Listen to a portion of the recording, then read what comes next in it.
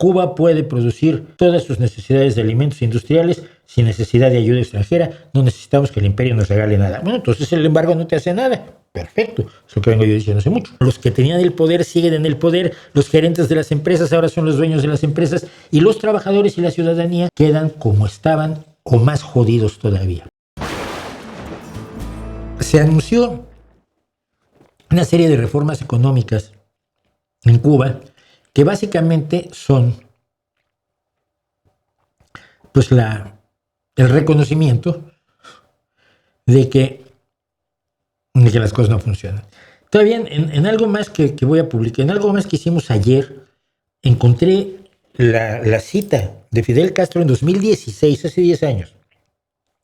26 años después de la caída del muro de Berlín, de la caída de la Unión Soviética, diciendo que Cuba puede producir todas sus necesidades de alimentos industriales sin necesidad de ayuda extranjera. No necesitamos que el imperio nos regale nada. Bueno, entonces el embargo no te hace nada. Perfecto, es lo que vengo yo diciendo hace mucho.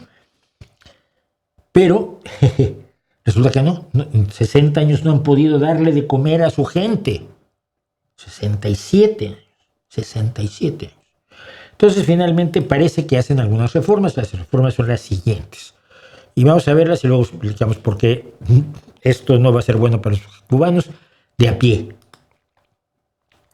Ampliación del sector privado, facilitando los trámites para las pequeñas y medianas empresas, eliminando el límite de 100 trabajadores por empresa, que antes había porque se les ocurrió, ¿no? Pone 100 porque es un número bonito y redondo, no porque haya ningún estudio que diga que debe haber 100 trabajadores. Se permiten sociedades anónimas y la propiedad múltiple, es decir, una persona puede tener varias empresas. Se amplía la participación de este sector en agricultura, turismo, comercio y otros sectores. Turismo estaba enormemente privatizado desde que Fraga salvó a Castro llevando las hoteleras españolas a Cuba, pero en agricultura, yo me acuerdo que hace ya 30 años se hablaba del mercado libre campesino que nunca quiso Fidel. Se reforman las empresas estatales. Los gerentes tendrán mayor autonomía, posibilidad de convertirse en sociedades por acciones, quiebra selectiva y vincular los salarios a resultados. Que los salarios, esto es volver al pago por destajo, que se ve, no está bien visto en las legislaciones laborales. No, mira, los salarios son base. Los resultados son bonificaciones, pero cuando los salarios los vinculas a los resultados, lo que haces es ponerle una posición de sumisión y humillación absoluta al trabajador. No, tú tienes un salario por hacer esto. Si lo haces excelentemente bien o lo haces más, entonces ganas un bonus, una bonificación, pero no salarios y resultados. Bueno, se reconoce de facto la ineficiencia crónica de gran parte del aparato productivo estatal. Fíjense ustedes que yo vengo diciéndolo hace 30 años y vienen 30 años diciéndome que soy un enemigo de la revolución, y ahora que el Comité Central del Partido Comunista Cubano dice que el aparato productivo estatal es ineficiente, ahora viva la revolución. Bueno, el sistema financiero se cambia autorizando la entrada de bancos privados y una mayor flexibilidad en el manejo de divisas con elementos de dolarización parcial de la economía. La economía estaba hasta cierto punto dolarizada, pero es gravísimo que se dolarice una economía. ¿Por qué? Porque pierde soberanía monetaria. Y esto, no sé, pero si se acuerdan, ya lo intentó el turco Menem en Argentina y el resultado fue horroroso. Política social y fiscal pasan de los subsidios universales como la libreta de racionamiento, que ya no sirve para nada, hacia subsidios focalizados en población vulnerable. Buena idea, pero la población vulnerable es la mayoría de los cubanos hoy en día, por favor. Nuevos ajustes salariales y tributarios, descentralización y apertura externa, mayor autonomía municipal. Nuevos ajustes salariales y tributarios quiere decir menos salarios, más impuestos. Descentralización y apertura externa, mayor autonomía municipal para gestionar recursos, facilidades a la inversión extranjera directa sin intervención obligatoria estatal en algunos casos, y apertura en comercio exterior, inmobiliario e inmobiliario turístico.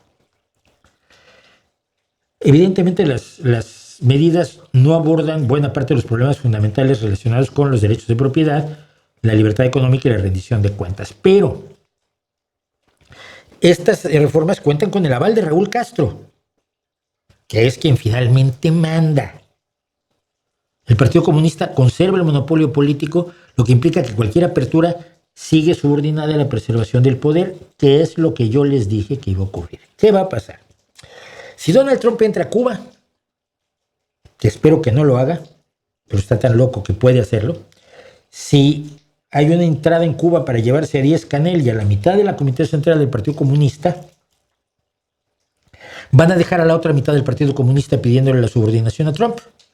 Y esa mitad que ha vivido en el poder, por el poder y para el poder durante casi 70 años, va a decir que sí.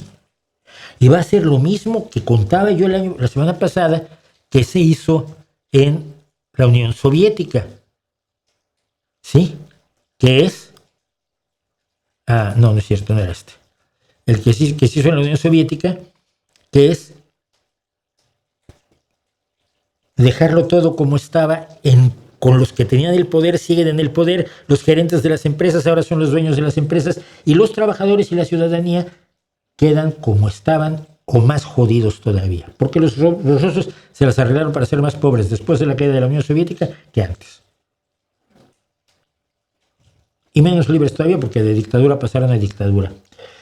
Esto es un reconocimiento de lo que siempre he dicho. La planificación centralizada de la economía y las ideas marxistas sobre la economía no funcionan. ¿Esto me vuelve un defensor del capitalismo? No, me vuelve un resignado. El capitalismo por lo menos puede crear riqueza.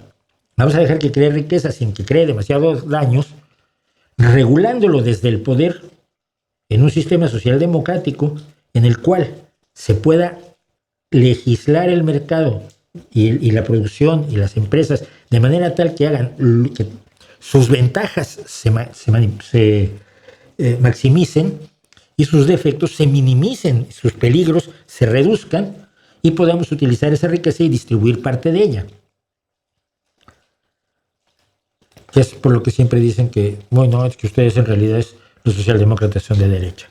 Cuba va para el viene del hoyo y difícilmente va a empeorar, pero yo recuerdo que se decía que las personas del bloque soviético ya no podían estar peor. Y uno mira hoy Rusia o Uzbekistán o Turkmenistán o Bielorrusia y resulta que sí podían estar peor. Probablemente eso pase con Cuba.